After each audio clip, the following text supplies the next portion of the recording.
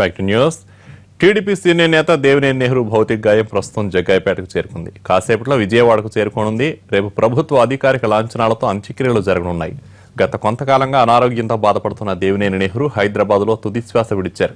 తెల్లవారుజామున 5 గంటల సమయంలో చెస్ట్ పెయిన్ రావడంతో ఆయన హుటాహుటిన కేర్ ఆసుపత్రికి తరలించారు.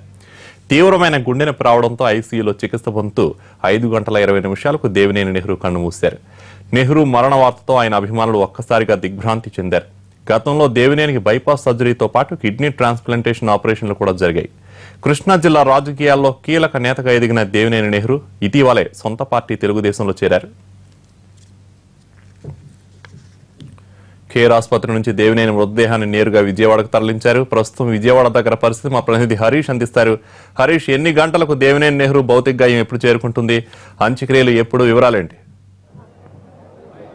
మరి కాసేపట్లో చక్రి బురదల్లో ఉన్నటువంటి దేవినేని నెహ్రూ ఇంటికి పార్థివ దేహాన్ని తీసుకొచ్చేందుకు ముమ్మరమైనటువంటి ఏర్పాట్లు చేశారు. ఇప్పటికే జగ్గేపేట తర్వాత నందిగామ వద్ద కూడా పార్టీ శ్రేణులు భారీ ఎత్తున నివాళులు అర్పించారు. మరి కాసేపట్లో ఇబ్రహీంపట్నం వద్దకు చేరుకోబోతుంది. ఇబ్రహీంపట్నం దగ్గర నివాళులు అర్పించిన తర్వాత నేరుగా బురదల్లో ఉన్నటువంటి నివాసానికి ఆయన మృతదేహాన్ని తీసుకొస్తున్నారు. ఇందుకు సంబంధించినటువంటి ఏర్పాట్లు ఆయన అభిమానులు పార్టీ శ్రేణులు కూడా భారీ ఎత్తున ఏర్పాటు చేశారు. ఇంకో మరోవైపు చూసుకుంటే కనుక పార్టీలకు అతీతంగా రాజకీయాలకు అతీతంగా కూడా చాలామంది నాయకులు దేవినేని నెహ్రూకి నివాళులు అర్పించేందుకు తరలి వస్తున్నారు. మనతో మాట్లాడేందుకు ఎమ్మెల్సీ బుద్ధా వెంకన్నారు. చెప్పండి, ఎలా ఉంది అసలు ఇప్పుడు ఆయన ఊహించే విధంగా మరణించడం, పార్టీకి ఇటీవల కాలంలో చేరి పార్టీకి ఎటువంటి? చాలా దురదృష్టకరం. ఎందుకంటే దేవినేని రాజశేఖర్ నెహ్రూ గారు ఒక వ్యక్తి కాదు, ఒక శక్తి. 45 ఏళ్ల సుదీర్ఘ రాజకీయ అనుభవం కానివ్వండి, స్టూడెంట్ లీడర్గా కానివ్వండి, ఆయన ఎన్నో పోరాటాల్లో పాల్గొన్నటువంటి వ్యక్తి. ఆయన నలుగురు అన్నదమ్ములతో స్టార్ట్ అయ్యి అంచెలంచెలుగా అనుచర వర్గాన్ని పెంచుకోవడమే కాకుండా సినిమా హీరో అభిమానులు ఉంటారు. వాళ్ళు రామారావు అభిమానులు అంటే రామారావు, నాగేశ్వర అభిమానులు, నాగేశ్వర కృష్ణ రామారావు. కానీ రాజకీయాలు అలా ఉండరు. ఇవాళ రాజకీయాలు ఏంటంటే ఒకరోజు ఒకరితో, ఇంకొక రోజు ఇంకొకరితో అలా ఉండరు. కానీ దేవినేని రాజశేఖర్ నెహ్రూ అనుచరులు మాత్రం 45 ఏళ్ళు బట్టి ఎవరైతే ఆయనకి అనుచరులుగా ఉన్నారో ఈ రోజు కూడా అదే వ్యక్తులు ఆయన పక్కన తిరగడం అనేది చాలా గొప్ప విషయం. ఎందుకంటే రాజకీయాల్లో అరుదు అలాగా ఉండడం అనేది.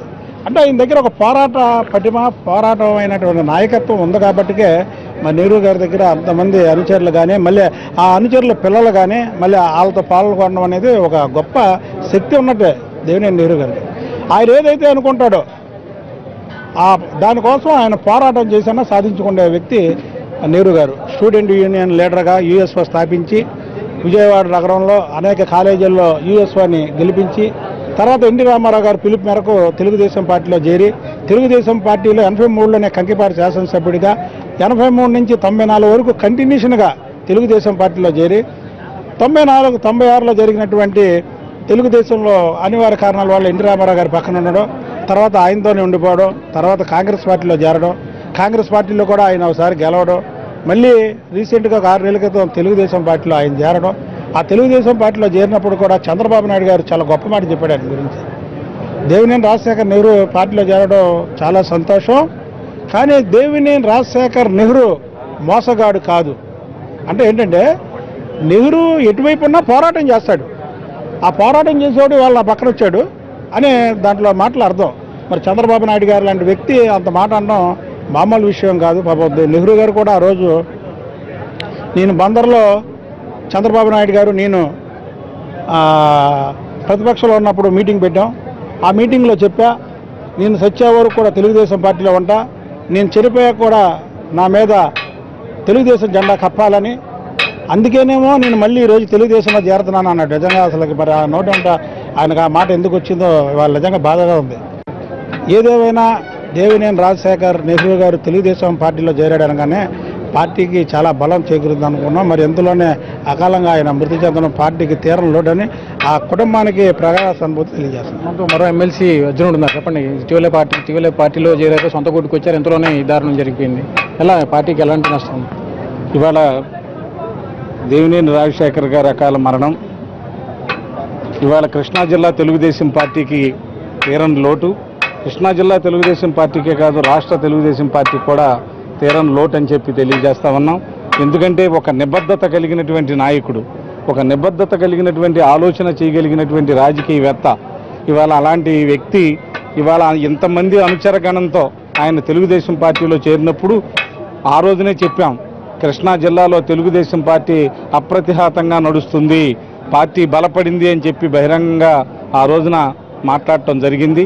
ఏదేమైనప్పటికీ దేవినేని రాజశేఖర్ నెహ్రూ గారు ఎప్పుడు కూడా ఆయన గతంలో తెలుగుదేశంలో ఉన్నప్పుడు నేను ఆయనతో పాటు మిత్రుడిగా అనేక కార్యక్రమాలు చేసినటువంటి పరిస్థితులు ఉన్నాయి. ఆయన పార్టీ చీలిపోయినప్పుడు కూడా అన్న ఎన్టీ రామారావు గారితో ఉండటం, ఆయనతో పాటు నేను ఉండటం, చివరిదాకా పనిచేయటం, ఆయన మరణానంతరం మరలా తిరిగి తెలుగుదేశంలోకి మేము వెళ్ళటం జరిగింది.